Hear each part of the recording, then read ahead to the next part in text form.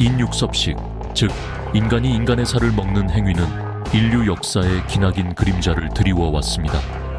증거에 따르면 이러한 관행은 선사시대로 거슬러 올라갑니다.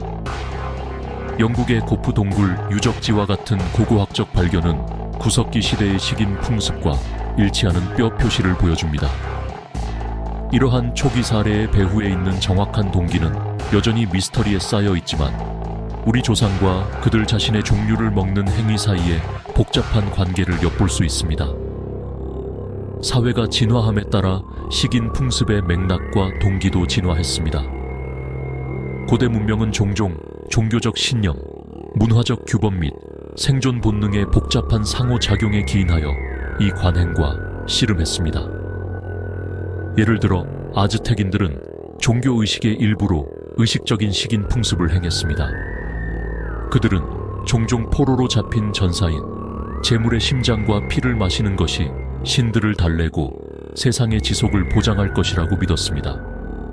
식인 풍습의 이러한 의식적 측면은 현대 사회가 금기시하는 것에 직면하더라도 인간 행동을 형성하는 데 있어 신념 체계에 강력한 영향을 보여줍니다.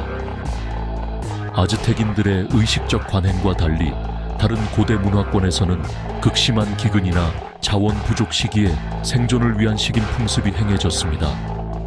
1846년 겨울 시에라네바다 산맥에 고립된 미국 개척자 집단인 도너 파티는 오싹한 사례를 제공합니다. 식량이 줄어들자 절망에 빠진 그룹은 살아남기 위해 죽은 자의 시신을 먹기 시작했습니다. 도너 파티의 비극은 인간이 생존이라는 원초적 본능에 직면했을 때 극단적인 선택을 할 수 있음을 보여줍니다. 중세시대로 접어들면서 식인 풍습은 새롭고 예상치 못한 형태, 즉 의학으로 나타났습니다. 유럽의 의사들은 인간의 유해에 대한 치유력을 믿고 다양한 신체 부위를 치료제에 통합했습니다. 시체의학으로 알려진 이 관행은 미라와 기타 인간의 유해가 의학적 가치가 있다고 알려져 매우 인기가 있었습니다.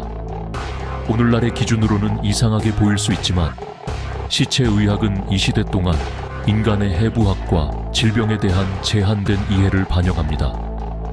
비록 윤리적으로 의문의 여지가 있지만 의학에서 인간의 유해를 사용하는 것은 사람들이 치료법을 찾기 위해 기꺼이 어디까지 갈 것인지, 그리고 역사를 통해 진화하는 식인 풍습의 본질을 보여줍니다.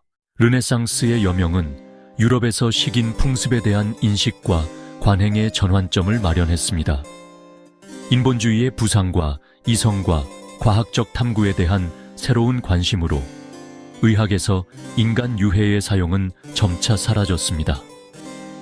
해부학, 생리학 및 양리학의 발전은 시체의학에 대한 보다 효과적이고 도덕적으로 덜 부담스러운 대안을 제공했습니다. 15세기 중반에 발명된 인쇄기는 이러한 새롭게 발견된 지식을 전파하고 오랫동안 지속되어 온 신념에 도전하고 의학에 대한 보다 과학적인 접근 방식을 위한 길을 열어주는데 중추적인 역할을 했습니다.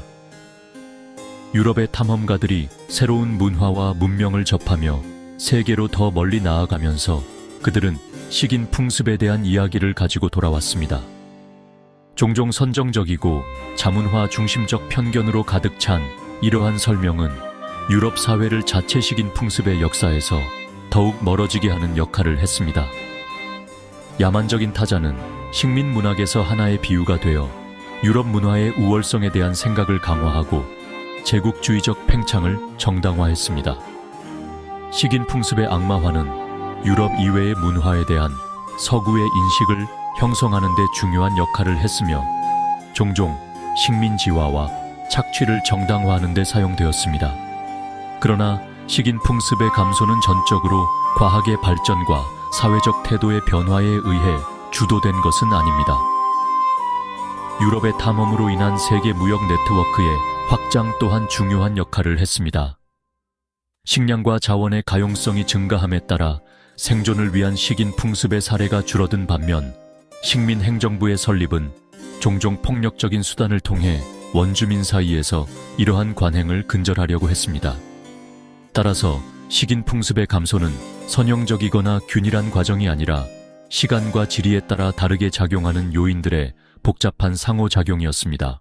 현대사회에서는 식인 풍습이 거의 사라졌지만 여전히 극히 일부에서 발생하는 사례가 있습니다. 예를 들어 정신질환을 가진 개인에 의해 행해지는 식인 사건이 종종 보고됩니다. 또한 종교적 광신이나 사입이 종교에서 식인 풍습이 행해지는 경우도 있습니다. 하지만 이러한 사례는 매우 드물며 대부분의 사회에서 식인 풍습은 법적으로 금지되고 있습니다. 또한 식인 풍습은 윤리적, 도덕적으로 큰 비난을 받고 있으며 인권 침해로 간주됩니다. 과학자들은 식인 풍습이 인류에게 미치는 영향을 연구해 왔습니다. 특히 쿠르병이라는 질병은 식인 풍습과 직접적으로 연결된 사례로 알려져 있습니다. 쿠르병은 파푸아뉴기니의 포레족 사이에서 발견된 질병으로 인간의 뇌를 먹는 식인 풍습으로 인해 전파되었습니다. 이 질병은 프리온이라는 단백질에 의해 발생하며 치명적인 신경질환을 일으킵니다.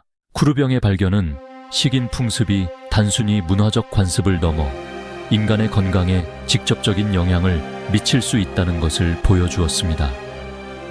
이는 식인 풍습이 점차 사라지는 데 중요한 역할을 했습니다. 식인 풍습은 현대 사회에서 거의 사라졌지만 여전히 그 잔재가 남아 있습니다.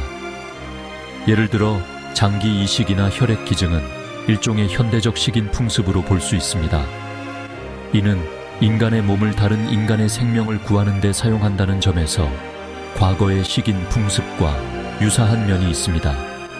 하지만 이러한 행위는 엄격한 윤리적, 법적 규제하에 이루어지며 인간의 생명을 존중하고 보호하는 데 목적이 있습니다. 따라서 현대 사회에서 식인 풍습은 완전히 새로운 형태로 재탄생했다고 할 수 있습니다.